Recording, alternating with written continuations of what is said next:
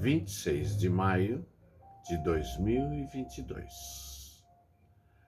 Eu sou o Nelson, falando da Zona Leste de São Paulo. Antes de iniciarmos a leitura do livro O que é o Espiritismo, de Allan Kardec, que estamos na página 43, melhor dizendo, eu quero agradecer a Deus por mais essa oportunidade, pelo privilégio da vida, pelo privilégio da saúde e também pelo privilégio de estar aqui reunido com esse objetivo.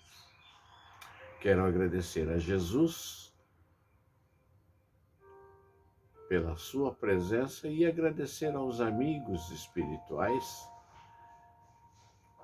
que nos orienta 24 horas por dia, ofertando-nos os melhores caminhos, as melhores oportunidades de também poder compartilhar com outras pessoas tudo aquilo que eu acabo sendo privilegiado.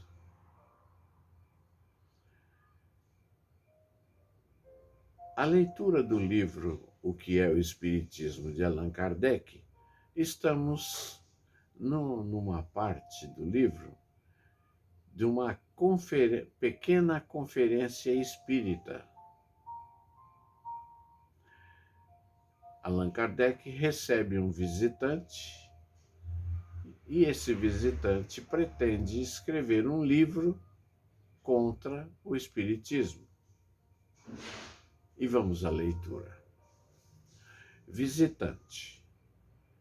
Tenho minhas ideias a respeito. É certo, porém, elas não se acham tão absolutamente firmadas no que consiste em sacrificá-las à evidência. Disse-vos que tereis certo interesse em me convencer.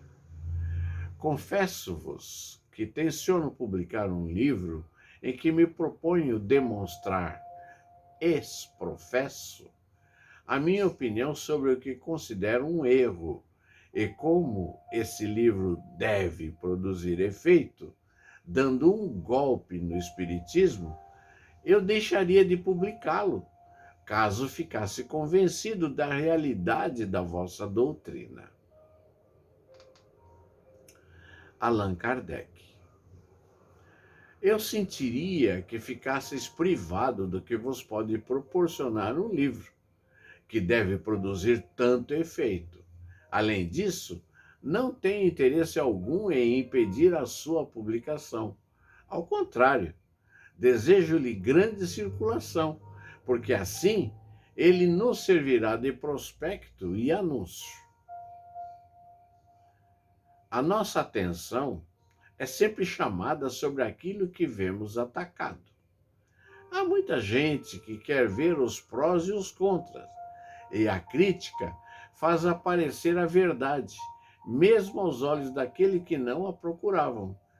Aí é assim que, muitas vezes, sem querer, se faz reclamo do que se quer combater.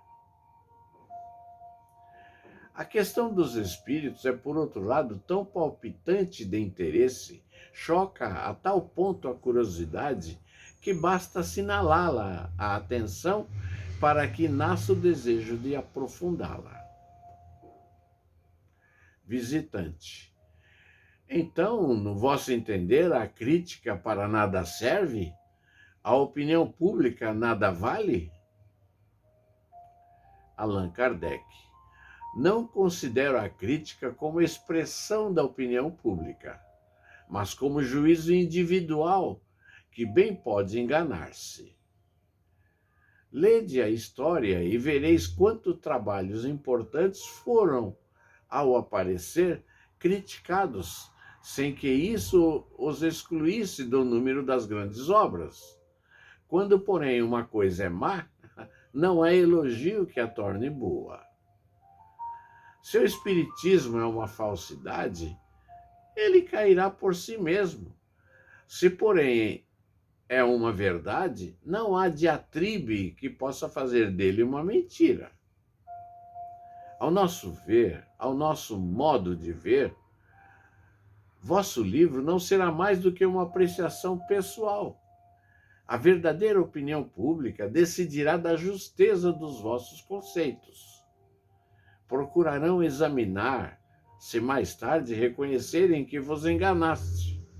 Vosso livro se tornará ridículo, como os que há muito foram publicados contra as teorias da circulação do sangue, da vacina e etc. Esqueci-me, porém, que ireis tratar a questão ex-professo, o que equivale a dizer que a estudasse sobre todas as suas faces, que viste tudo o que se pode ver, leste tudo que sobre a matéria se tem escrito, analisaste e comparaste as diversas opiniões que vos achasse nas melhores condições de observação pessoal, que durante anos lhe consagraste vigília, em suma, que nada desprezaste para chegar à verdade. Devo crer que tal se deu se sois um homem sério, porque somente aquele que fez tudo isso pode dizer que fala com conhecimento de causa. Que juízos formarei de um homem que, sem conhecimento de literatura, sem ter estudado a pintura, se erigisse em censor de uma obra literária ou de um quadro? É de lógica elementar que o crítico conheça, não superficialmente, mas a fundo do que fala, sem o que sua opinião não tem valor.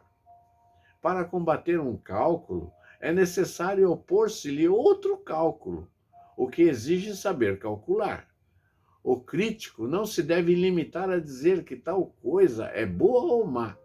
É preciso que justifique, e a opinião, por uma demonstração clara e categórica, baseada sobre os princípios da arte ou ciência a que pertence o objeto da crítica. Como poderá fazê-lo quando não conhecer esses princípios? Não tendo ideia da mecânica, podeis apreciar as qualidades ou os defeitos de determinada máquina? Não. Pois bem, o vosso juízo acerca do espiritismo, que aliás não conheceis, não pode ter mais valor do que, nas condições acima, emitireis sobre a aludida máquina. A cada passo sereis apanhado em flagrante delito de ignorância, porque aqueles que têm estudado a matéria verão logo que a desconheceis, donde concluirão que não sois um homem sério ou que ages de má fé, expondo-vos, portanto, a receber, quer num, quer no outro caso, desmentido, pouco lisonjeiro ao vosso amor próprio.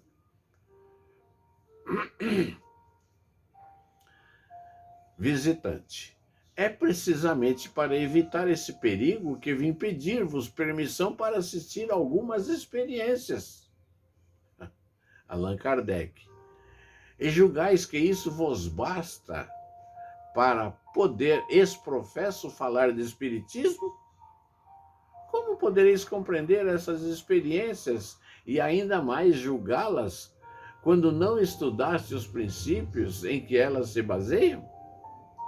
Como apreciareis o resultado satisfatório ou não de ensaios metalúrgicos, por exemplo, não conhecendo a fundo a metalurgia? Permite-vos dizer, Senhor, que vosso projeto é absolutamente a mesma coisa, que não tendo estudado a matemática nem a astronomia, vos apresentasse a um dos membros do observatório dizendo-lhe, aspas, Senhor, quero escrever um livro sobre astronomia e provar que o vosso sistema é falso. Mas como desconheço os menores rudimentos dessa ciência, deixai que por uma ou duas vezes me sirva de vossa luneta, o que será suficiente para ficar sabendo tanto quanto vós. Fecha aspas. É somente por extensão que a palavra criticar se tornou sinônima de censurar. Em sua acepção própria e segundo a etimologia, ela significa julgar, apreciar. A crítica pode, pois, ser aprobativa ou desaprobativa. Fazer a crítica de um livro não é necessariamente condená-lo. Quem empreende essa tarefa deve fazê-lo sem ideias preconcebidas. Porém, se antes de abrir o livro já o condena em pensamento, o exame não pode ser imparcial. Tal o caso da maioria dos que têm falado contra o Espiritismo. Apenas sobre o nome formaram uma opinião, fazendo qual juiz que proferisse uma sentença sem antes examinar as peças do processo.